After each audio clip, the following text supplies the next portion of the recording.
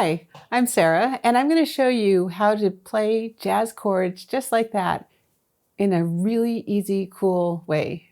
I'm going to show you how piano key finders work, how to use them for comping in the blues, and how you can use them to learn scales and two-chord cadences and a whole bunch of other things that will make it so that you sound like you've been playing the piano for years when only you started last week. So the first card I'm going to show you is a blues comping chord. And the way these things work is they've got blue for bass, right hand red. So when you put them on the piano, you know where your hands go.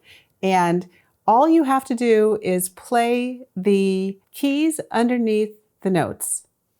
And the chords are, the key of the chord is shown by the arrow that's pointing down. So if I want to play this as a C blues, I'm going to put the arrow on the C. And this is how it works. Arrow on C. If I want to do them hands separately, I can do that. Left hand, yellow chord or the C chord, F chord, G chord. Right hand. If I play them together, sounds like I've been playing for a long time. You could be too.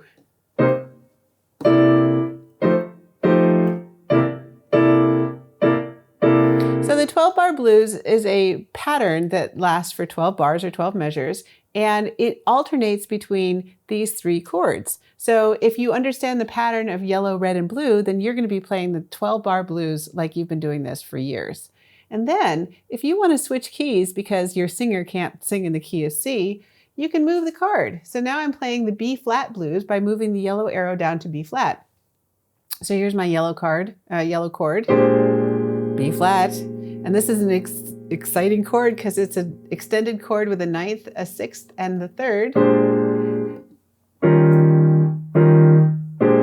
So now I'm playing a B flat chord, an E flat chord, and an F chord. And what's really cool about this is you don't have to know the names of the keys. You don't have to know the names of anything except for where you're rolling it, putting this down.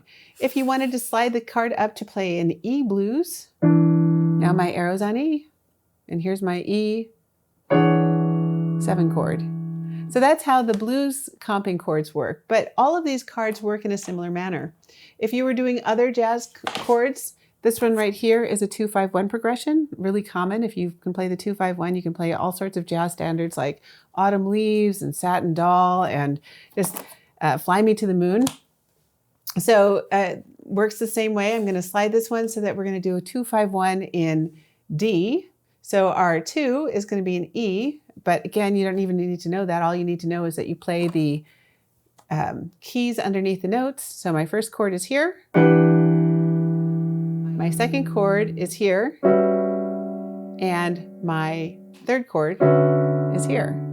So this is a 2 minor 7 or an E minor 7, a A7, and a D major 7. This works on all of the keys on the piano. It doesn't matter whether you slide these down here or all the way to the top. The sliding works for all. Now you might not want to do two-handed chords. Maybe you're playing the melody with one hand. So if that's the case, then we have single-handed 2-5-1 cards. Same principle, you slide the arrow on the key that you're wanting to play, and then you play the keys underneath the cards. Then a G7 and the 1 major 7. And of course, there's a tricky voicing in here because these are edgy chords. So these would be something that I wish I had known 15 years ago when I started playing the piano with my jazz improv guy. We also have small cards. These are 5-note major and minor scale cards. They work the same way. You slide the card on the piano, and this is a 5-note minor scale starting on C minor. If I want to change the key, I'll slide it to, this case it's F.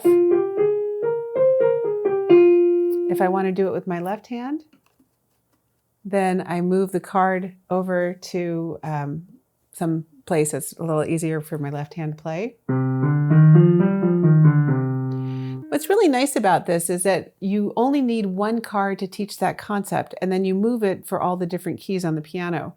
And once your student understands the concept for that one card, or once you understand the concept for that one card, then you just apply that knowledge in other places. So here we have E flat major. Well, if I want to play G flat major, I'm not learning a new pattern. I'm just learning it on a different set of keys. Students love this because they can do this at their first lesson and they can play something that sounds musical immediately. That's very exciting. Or you could do this the first time that you sit down. As long as you understand that you play the keys underneath the notes, the rest of it will come eventually.